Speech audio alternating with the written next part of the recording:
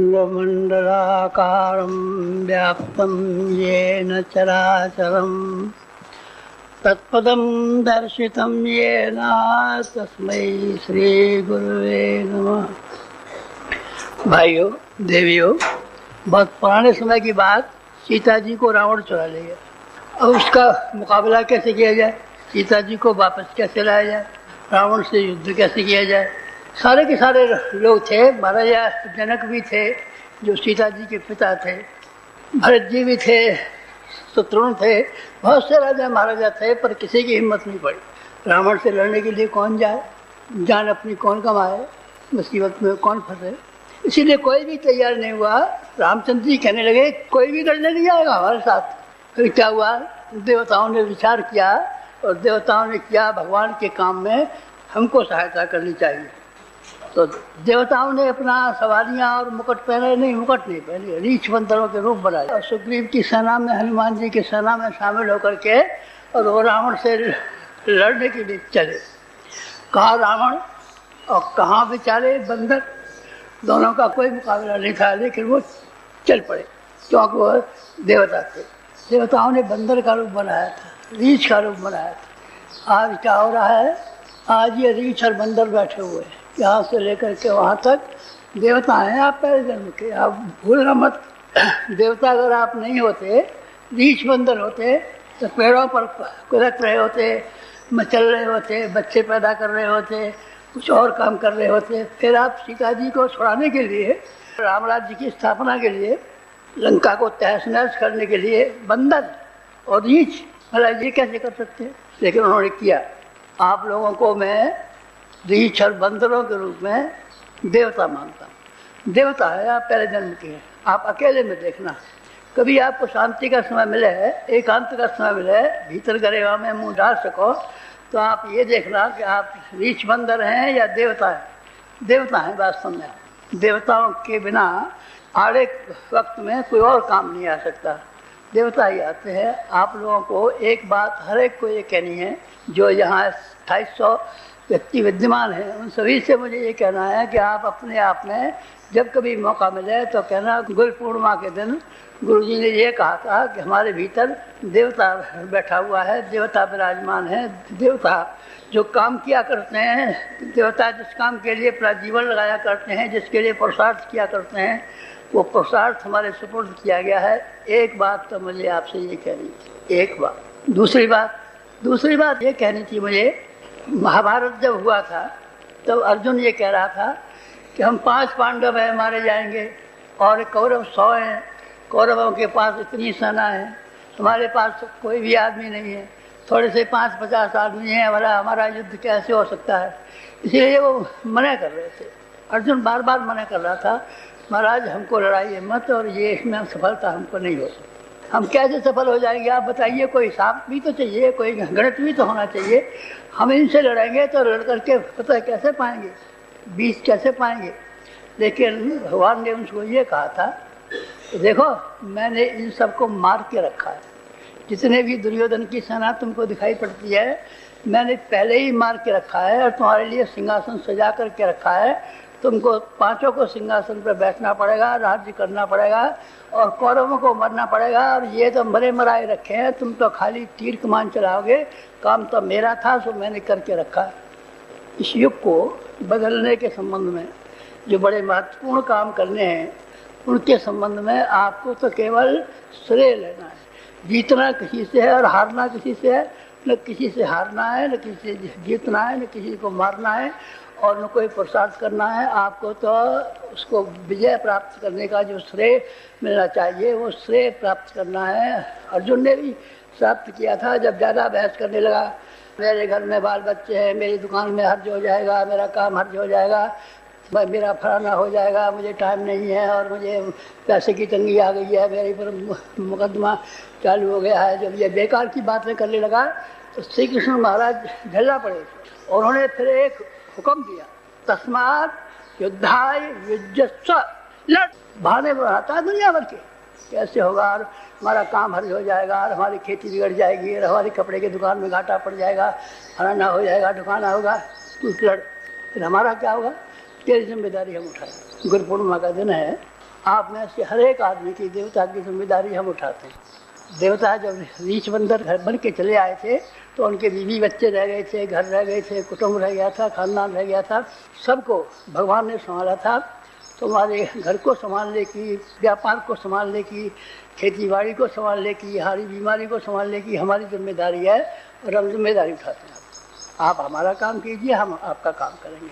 नहीं, आप नहीं करोगे काम, हम आपको यकीन दिलाते हैं और आप विश्वास कीजिए हमारा, हम आपका काम करेंगे और ज़रूर करेंगे। पिता ने अपने बच्चे का हर काम किया है।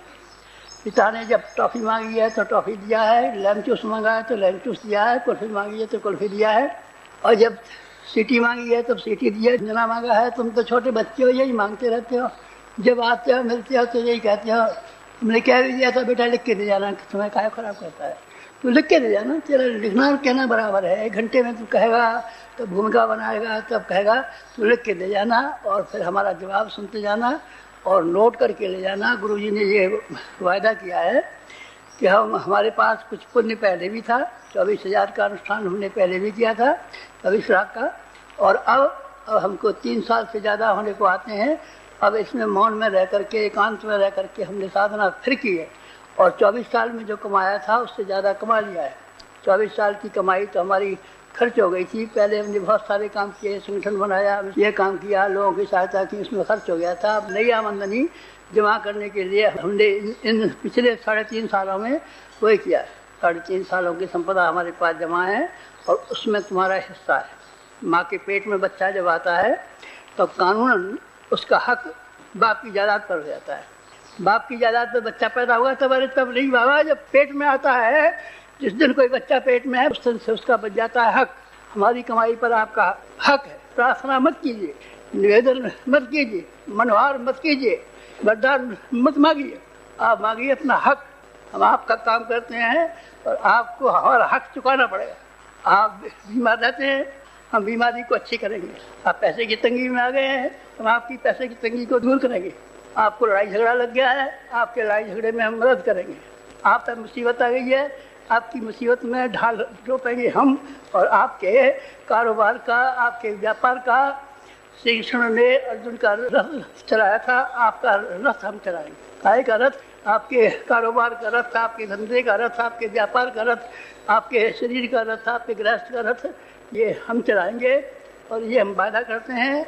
लेकिन साथ में आपको ये निवेदन भी करते हैं कि आप हमारे रास्ते पर आइए, हमारे साथ साथ चलिए, हमारे कंधे से कंधा मिलाइए, हमारे पाँव से पाँव मिलाइए। इसमें नुकसान पड़ेगा हमको नहीं, आप ये यकीन रखिए। हमने तो उनको विरोधियों को मार के रखा है और विजय की माला आपके लिए कुछ के रखी है। 5 पांडवों के लिए 5 विजय की मालाएं बनी हुई रखी थी, वो उनके गले में पहनानी थी। आपके तो गले में 5 मालाएं पहनानी है और आपको तो श्रेय लेना है। जो नवयुग का जो क्रम चल रहा है, इसमें जब आप भागीदार होंगे तो आपको श्रेय आपको ही मिलेगा। आपका घरेलू काम तो बेटा वही है आपका। हमारे बाल बच्चा नहीं होता है तो तेरे हम कर देंगे बाल बच्चे। हमारा जी बीमार रहती हैं तो बेटा हम तेरी बीमारियां दूर कर देंगे। हमारे व्यापार में नुकसान होता है तो तेरे व्यापार का नुकसान की हमारी जिम्मेदारी है। तेरे व्यापार में जो घाटा पड़ जाए तो हमसे वसूल कर ले जाना, तेरे व्यापार का पूरा हम कर दें, बस हो गया। लेकिन जब बच्चा बड़ा हो जाता है तब कुछ बड़ी चीज़ दी जाती है। छोटे बच्चे को दी जाती है, लेमन जूस दी जाती है, सीटी दी जाती है, गुब्बारा दिया जाता है, कुल्फी दी जाती है, बिस्कुट दिया जाता है, छोटे बच्चों को दिया जाता है। ये चीज़ें जो अभी मैंने बताई हैं आपको, ये तो छोटे बच्चों की थी। आप तो जवान हो गए, आप मुझे जवान दिखाई पड़ते हैं, आपको ये बच्चा दिखाई नहीं पड़ता है, सब जवान है। तो जवानों को आप क्या देंगे? जवानों को आपका ब्याह करेंगे। ब्याह करोगे हमारा? अरे ऐसी बहू लाएंगे, ऐसी बहू लाएंगे जो एमए तक पढ़ी और खूबसूरती में तू देखना चाहे तो सिनेमा किसी तुझे मालूम पड़े, ऐसी बहू लाएंगे। अच्छा, और पहले तो आप गुब्बारा देते थे, बच्चा था तो गुब्बारा देते थे, अब तेरे लिए बहू लाएंगे। तो बहू का दुकान पर बिकती है, दुकान पर नहीं बिकती है बेटा। बहू को लाने के लिए बहुत खर्च करना पड़ता है, हम बहुत खर्च करेंगे। तेरी बहू के लिए जेवर बनवाएंगे, कपड़ा बनवाएंगे, बारात ले जाएंगे और बैंड बाजे वाले ले जाएंगे और धूम धमक्के से लाएंगे, तेरे घर में बहू लाएंगे। एक और बेटा, पहले तो तू स्कूल जाता था तो फीस के पैसे ले जाता था, अब फीस के पैसे ले जाने की जरूरत नहीं है, अब हम तेरा काम धंधा चलाएंगे। तू बड़ा हो गया है, भाई भाइयों में लड़ाई होगी, भाई भाई कहेगा साहब हमारा काम अलग करा दीजिए, इसका काम अलग करा दीजिए, तो हम तेरा काम ये अलग करा देंगे, तेरा धंधा भी अलग करा देंगे, तो धंधे को भी चला देंगे एक। और जो हमारे पास बाकी बचा है वो भी फिर तुझे बांट के देंगे। नहीं तुम तो जब मरोगे तब अपनी कमाई अपने संग ले जाओ। नहीं बेटा ऐसा हम आपको यकीन दिलाते हैं कि जो हमारी कमाई है वो तुमको देके जाएंगे, चाहे वो पुण्य की कमाई हो, चाहे वो सांसारिक कमाई हो, चाहे आध्यात्मिक कमाई हो। उस कमाई में तुम्हारा हिस्सा है, हमारा हिस्सा नहीं है। हमारे हमें करना क्या है, हमें देना किसको है? देना था सो हम दिया है। बाप दादों की 2000 बीघे जमीन थी वो हम दिया है। और आपके पास कुछ स्त्री के पास जेवर था, जेवर भी हम दान में दिया है। बच्चों की गुल्लक में पैसे थे वो भी हम दिया है। अब आपके पास क्या है? हमारे पास ये कपड़ा है, ये धोती है, और कुछ आपके पास धन है नहीं बेटा। धन के नाम पर एक कानी कौड़ी का लाखवां हिस्सा भी हमारे पास नहीं। तो ये आपको तलाशी लेनी हो या मरने के बाद पता लगाना हो कि गुरु जी के पास क्या मिला, किस तरह धन था, तो आपको एक कानी कौड़ी का 1000वां हिस्सा भी नहीं मिलेगा। तो मालूम पड़ेगा कि भिखारी शांत कुंज में रहा करता था और यहाँ से रोटी खाया करता था, सारे दिन 24 घंटे काम करता। आपको यह मालूम पड़ेगा। हमारे पास नहीं है कुछ, लेकिन है हमारे पास। न होते तो हम इतनी बड़ी बात नहीं क्यों कहते। हमारे पास वो भी तप है। कौन सा? जिसको हम सामान्य क्लास का कहते हैं, जिससे आपकी मुसीबतें और कठिनाइयों में हम सहायता कर सकते हैं। एक वो जिसमें आपको संसार का हम नेता बनाना चाहते। नेता हमको भगवान ने नेता बना के भेजा। गांधी जी को नेता बना के भेजा, चाणक्य को नेता बना के भेजा, नालंदा विश्वविद्यालय का डीन था, नेता बना के भेजा। अब्राहम लिंकन को नेता बना के भेजा, जॉर्ज वाशिंगटन को नेता बना के भी भेजा, गारफील्ड को नेता बना के भेजा, विनोबा को नेता बना के भेजा। और आप में से हर एक आदमी को हम नेता बनाना चाहते हैं। नेता बनाने की हमारी इच्छा है। तुम्हारी इच्छा तो जो होगी हमको मालूम है या मालूम ना हो तो फिर लिख के दे जाना। लिख के दे जाना। कभी हम भूल भी जाते हैं पर कागज तो नहीं भूल जाता है। हम बैठते हैं, हमारा क्रम रात में पूजा पाठ करने का रहता है। सवेरे से लेकर दोपहर तक हम अपना लेख लिखते हैं ताकि अखंड ज्योतियाँ 20 साल तक बराबर निकल चुके हैं। 20 साल के लिए हम लेख और जो उसकी पुस्तकें लिखनी हैं वो हम सब लिख करके रह जाएंगे। ये संधि समाप्त होगी, 2000 सन आएगा, उस वक्त तक आप ये अनुभव करेंगे गुरु जी लिख के रख दे, इनकी लेखनी में कोई फर्क नहीं आया, इनके अक्षरों में कोई फर्क नहीं आया, इनकी पुस्तकों में कोई फर्क नहीं आया, इनकी पत्रिका में कोई फर्क नहीं आया, मिशन में कोई फर्क नहीं आया। तो फिर क्या है, फिर दोपहर बाद अब हमने मिलना भी शुरू कर दिया है सबसे। नहीं 28,500 आदमियों से कौन मिलेगा बताइए? 28,500 आदमियों से तो 2 महीने चाहिए मिलने के लिए। किसी को विशेष काम है, कोई विशेष का खास बात है, किसी को हमको कुछ कहना है, हमको कुछ कहना है, तो इसमें से 5-25 आदमियों के ऊपर मिला भी लेते हैं। ये हमारा दोपहर से सायंकाल का समय है। तो इस तरीके से कभी आप आएंगे तो आपको अकेले में कोई किसी कोई बहुत ज़रूरी काम हो तो मिल लेना, और अपनी संसार की कठिनाई हो तो माता जी से कह देना। ये मैं माता जी जिम्मे कर दिया है। संसार का आपको जो कठिनाई है सब माता जी से कहिए। कोई आध्यात्मिक बात हो, कुछ ऊँचे उठना हो, ऊँचा समाज के लिए काम करना हो, कोई बड़ा कदम उठाना हो तो फिर हमारे पास आना। बड़ा कदम नहीं उठाना है, सामने तो मुसीबत करनी है तो आप माता जी, और कोई बड़ा कदम उठाना है तो आप हमारे पास आना। तो हम बड़े कदम उठाने के बाद उठाएंगे। हमने दुनिया में बड़े कदम उठाए और बड़े कदम उठाने के लिए हम कहते हैं। 2 बात हो गई, आप ध्यान रखिए। एक और बात मैं अपने सबूत में बताता हूँ। एक व्यक्ति संसार में है, भविष्य वक्ता तो बहुत से, जो हाथ देखते हैं और हाथ देख करके ये बताते हैं कि तेरा ब्याह कब हो जाएगा, तेरा पैसा कब हो जाएगा, तो क्या हो जाएगा। जन्म पत्ती बनाने वाले क्या कह रहे थे? लगा था एक दुनिया में ऐसा आदमी हुआ है जिसने सारे संसार की राजनीति के बारे में लिखा है। 800 भविष्यवाणियाँ उसकी सही हो चुकी है। 1000 वर्ष पहले हुआ था। उसने ऐसी भविष्यवाणियाँ की थी जो 100% सही हो जाती। ब्रिटेन का नाम निशान नहीं था जब वो नॉस्ट्रडामस पैदा हुआ था, जिसकी भविष्यवाणी आप इंग्लैंड में पढ़ेंगे। उस जमाने में ब्रिटेन का नाम भी नहीं था, नक्शे में कोई जिक्र नहीं था। स्कॉटलैंड था, आयरलैंड था, इंग्लैंड, 3 थे, पर ब्रिटेन नहीं था। लेकिन उसने लिखा था कि ब्रिटेन बनेगा, इतने दिन तक राज्य करेगा, और 1942 में इसका सिरा जब बिखर जाएगा और सब जितना भी जिसका राष्ट्रमंडल सब खत्म हो जाएगा। वो एक अक्षर से हुआ, एक नमूने की बता रहा हूँ।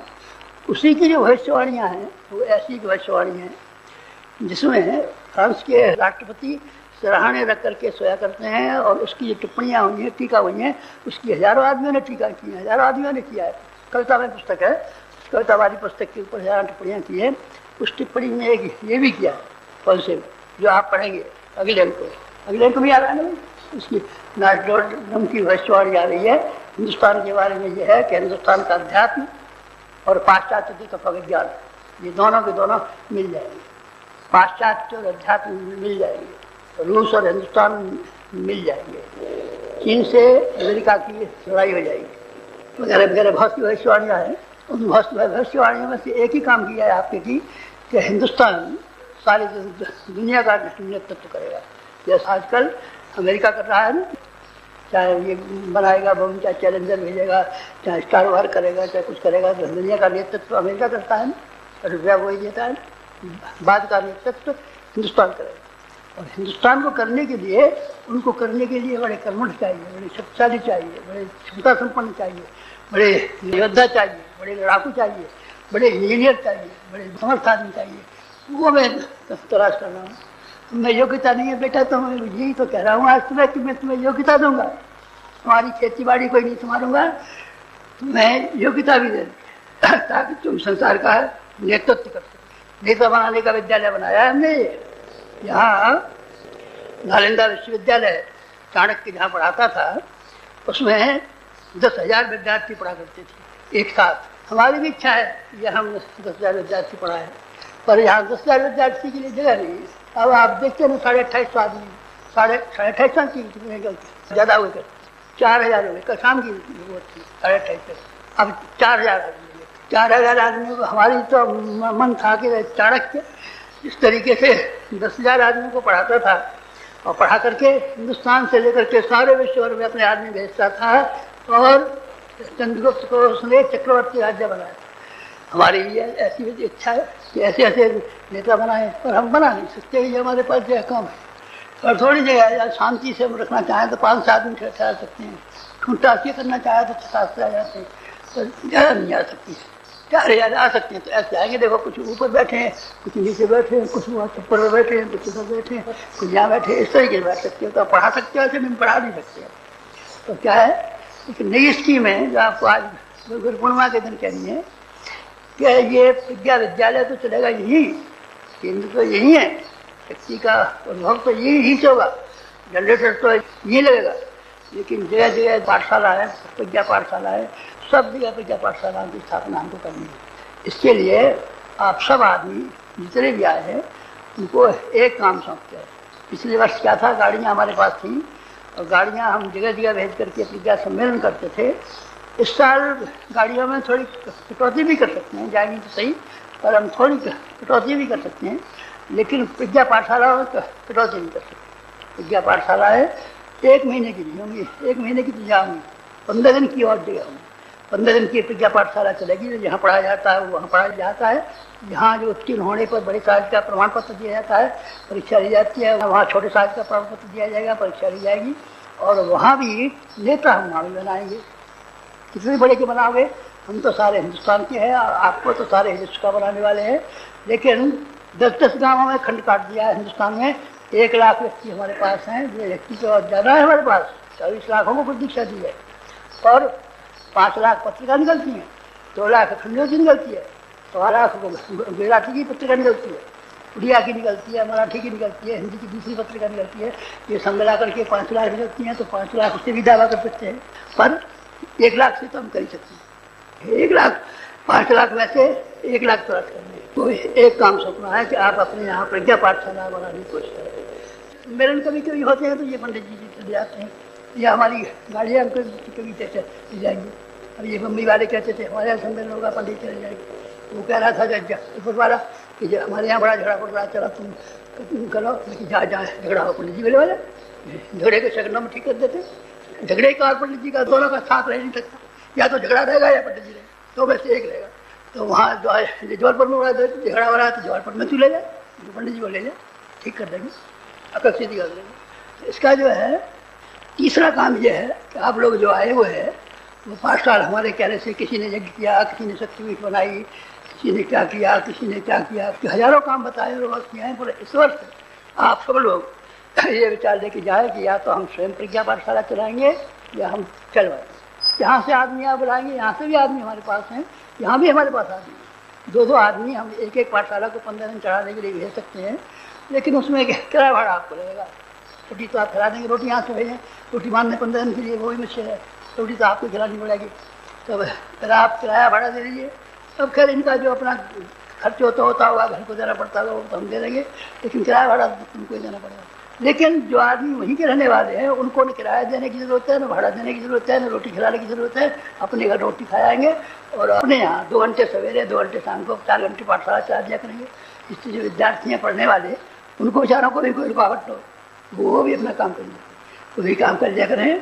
वो घर पूर्णिमा के दिन क्या कहना आप, एक ये कहना आप हमेशा ये अनुभव करना कि आप देवता है। रीछ बंदर का लिबास पहने बैठे हैं, कोई कुर्ता पहने बैठा है, कोई धोती पहने बैठा है, कोई चश्मा लगाए बैठा है, कुछ भी किए बैठा है, पर आप देवता हैं और रीछ बंदर के रूप में किसी खास काम के लिए, खास उद्देश्य के लिए, किसी खास नियंत्रण पर आप काम करने के लिए आए हैं। बात नंबर 1। बात नंबर 2, जो आपको मुश्किल मालूम पड़ती है कि संसार में से बुराइयाँ दूर कैसे होंगी और अच्छाइयाँ की वृद्धि कैसे होगी, तो हमने वो नास्ट्रोडम की जो राजनीतिक भविष्यवाणी है वो बता दी है, और अपनी स्वयं की भविष्यवाणी तो बताते हैं कि हमने आपके बैरियों को, दुश्मनों को मार दिया है, मर गए, मरे हुए रखे हैं, और ये आपके लिए श्रेय जीवित, आपके लिए सौभाग्य जीवित है, आपके लिए मुकुट जीवित है, आपके लिए बड़प्पन जीवित है। आप उस बड़प्पन को उठा लेना। गुरु पूर्णिमा के दिन दूसरी बात ये कहनी, गुरु पूर्णिमा के दिन तीसरी बात ये कहनी थी कि नालंदा विश्वविद्यालय बनाने का हमने संकल्प किया था कि 1 लाख कार्यकर्ता हम देश को, समाज को, विश्व को देंगे। 1 लाख कार्यकर्ता का कंट्रोल नहीं हो पा रहा है हमारे लिए, इसीलिए आप लोग इसमें ये मदद कीजिए कि 15 दिन के लिए अपने यहाँ प्रज्ञा पाठशाला चलाने के लिए कोशिश कीजिए। समय के समीपवर्ती लोगों में से जो हमारे यहाँ आते हैं पढ़ने के लिए, इन्हीं को इकट्ठा कर लीजिए, ये पढ़ा देंगे, एक पैसा भी खर्च नहीं होगा, कोई खर्च नहीं होगा। ये यहाँ से बुलाएंगे तो किराया भाड़ा देना पड़ेगा, आप 2 आदमी जाएंगे तो उनको खाने पीने का भी इंतजाम करना पड़ेगा, ये भी हम कर सकते हैं। तीसरा काम प्रज्ञा पाठशाला है। प्रज्ञा महाप्रशिक्षण यहाँ चलेगा, महाप्रशिक्षण को हम चलाएंगे। आप पढ़ाने आते हैं, पढ़ाने नहीं आते, पर अपनी शक्ति देंगे, अपनी बुद्धि देंगे, अपनी भावना देंगे, अपना प्राण देंगे, अपनी जीवन देंगे, अपनी सब चीज़ देंगे। इसीलिए जब आदमी जाएगा तो कुछ का कुछ होगा नहीं, और उसको प्रज्ञा पाठशाला आपको चला जाएगा। क्या काम हो गए? 3। एक और काम कहना था आपसे, उस कहने से कहने को आप ध्यान रखना। हमने जो लड़ाई छेड़ी है दुष्प्रवृत्तियों के विरुद्ध छेड़ी है, और सत्प्रवृत्तियों के संवर्धन की छेड़ी है, रामराज्य स्थापना की छेड़ी है, लंका दमन की छेड़ी है। बहुत बड़ा काम है, बहुत बड़ा काम है। तो इसमें कुछ मुसीबत आएंगी, मुसीबत तो आएंगी, पर मुसीबतों को तुम तक नहीं पहुँचने देंगे, उन मुसीबतों को अपने ऊपर लेते रहेंगे। राणा सांगा जो था, जहाँ कहीं दिखता था कि इसके ऊपर गिरी गाज और इसके ऊपर तलवार गिरी, भाग करके राणा सांगा वहाँ जाता था, तो राणा सांगा के शरीर में 80 घाव हुए थे, और उसने ढेरों आदमी बचा दिए थे कि देख लेते थे, तेरे बदले की तलवार मेरे लग गई, तेरे बदले की तलवार यहाँ मेरे लग गई, तेरे बदले का ढाल ये लग गई। वो करता रहा। राणा सांगा की जब 80 घाव हो गए, 80 घाव होकर के बेहोश हो गया, और जब नहीं जिंदा रह सका तो उसने अपना काम बंद कर दिया। 80 घाव खाने तक तो वो लड़ा था।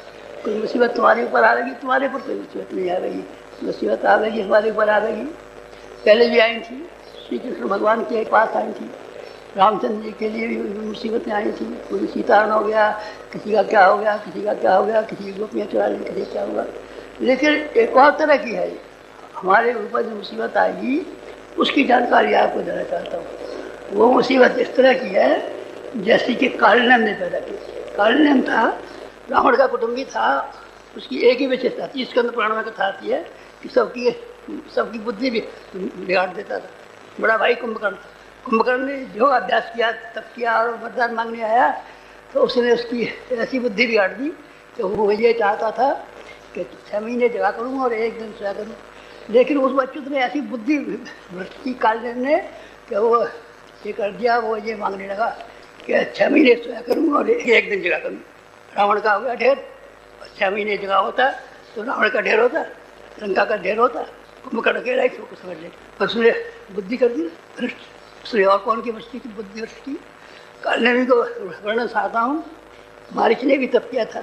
मारीच तप करके ये चाहता था कि मैं स्वर्ग में जाऊँ, तो उसकी ऐसी बुद्धि भ्रष्ट की कि उसने ये कहा कि तू स्वर्ग मत जाए, ये मत मांगे वरदान, ये मांग ले कि मैं सोने का बन जाऊँ हिरण, सोने का हिरण बन जाऊँगा तो सारे वैसे चमड़े वाले को तो मारता है एक आदमी और सोने वाले को मारेंगे 100 आदमी, तो बेचारा छिपा छिपा बैठा रहता था अपने भेष को बनाए।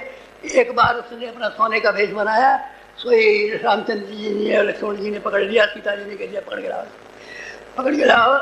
उसकी बुद्धि पूछना कि कोई बालक बच्चा नहीं था, कालने की कथा क्या कह रहा हूँ इसके अंदर पूछना से कही तेरे बाल बच्चे नहीं होता है, तू जादू का मंत्र लेके जा और इसी कृष्ण को पिला दे और ये तेरा दूध पिएगा तो फिर अपनी मम्मी को भूल जाएगा, तेरे पास रहेगा, ये कर। पूछना बेचारी गई इसी के लिए, कालनेमी के नगावे से गई और लेने गई थी ये कि मेरे बेटा नहीं होता, बेटा ले आऊँ, तो बेटा तो मिला नहीं। और उल्टे बेचारी के तो कवैती हुई सुपर्णकाशी का कालनेमी कि तू ऐसा तो करेगी, क्या करेगी? हाँ, राक्षस काले कलूटे मांस खाते हैं, शराब पीते हैं, गाली देंगे, तुझे भी मारेंगे, हम तुझे दूल्हा ऐसा बढ़िया बता दें, ऐसा बढ़िया दूल्हा बता दें कि बस जिससे खूबसूरत दुनिया पे कहीं मिलेंगे। तो सुपर्णखा जो थी चल दी, कौन सा दूल्हा है, तो बस जाने की देर है, और गई और बस तेरा ब्याह हुआ। उनके राम के पिता के भी 3 ब्याह हुए थे और राम भी 2 ब्याह कर देंगे, सीता जी भी बनी रहेंगे, तू भी बनी रहेगी, और बस राजगद्दी में बैठेगी और गोरा तेरे बच्चे पैदा होंगे और गोरी तू होगी, तो वहीं जा। तो सुपर्णखा गई कहाँ, कालनेमी की देखाने। तो सुपर्णखा का कैसा फीता हुआ कि नहीं हुआ, ये बुद्धि बिगाड़ दी, मंथरा की बुद्धि बिगाड़ दी।